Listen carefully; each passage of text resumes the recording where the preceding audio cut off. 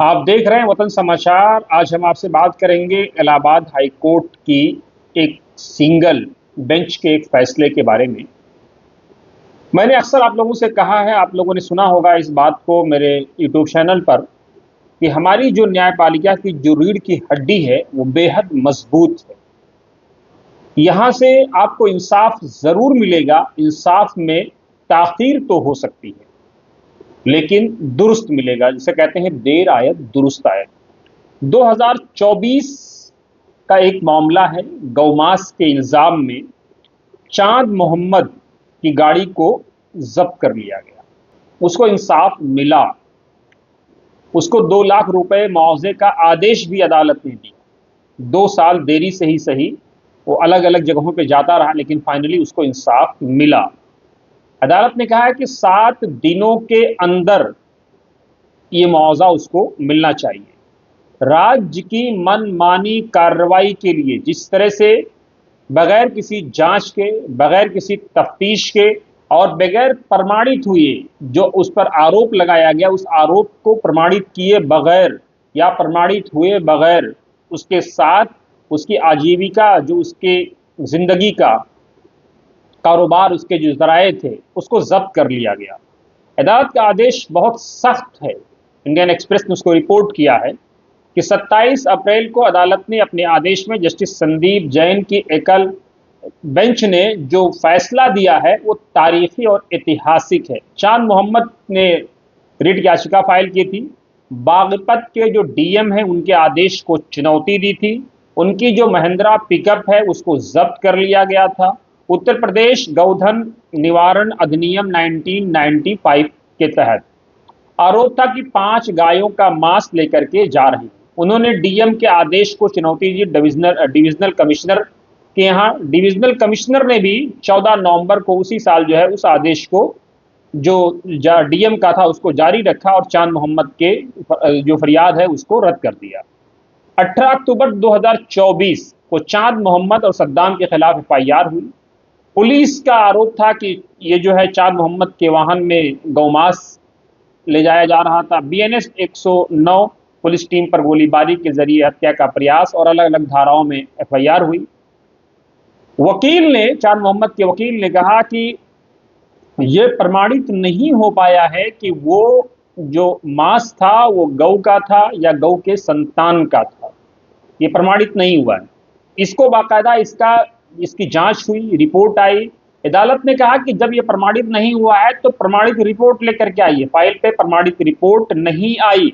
वकील ने यह भी कहा, ये प्रोसिक्यूशन यानी अभियोजन पक्ष की जिम्मेदारी है कि वो इस बात को साबित करे कि वो गौ मांस गौ का था या गाय के संतान का था या नहीं था। एजीए जो एडिशनल गवर्नमेंट एडवोकेट थे, उन्होंने कहा कि ये शक जरूर है कि वो मांस जो है गाय या गाय के संतान का हो सकता है, लेकिन उसके कोई सबूत या ठोस दलील नहीं है। पशु जो अस्पताल है, कोर्ट ने कहा कि इसकी पक्की जानकारी वहां से लेकर के आइए। उसकी जांच कराई गई और बागपत ने उसकी तफ्तीश हुई, लेकिन कोई रिपोर्ट ऐसी नहीं आई जिसमें यह साबित हो सके कि वो मांस गौ का था या नहीं था। जिसके बाद अदालत ने कहा कि अफसरान का रवैया मनमाना, गैर कानूनी और अनुचित है। आप फाइनल रिपोर्ट लेकर के आइए, आप बताइए कि वो मांस गौ का था या नहीं था।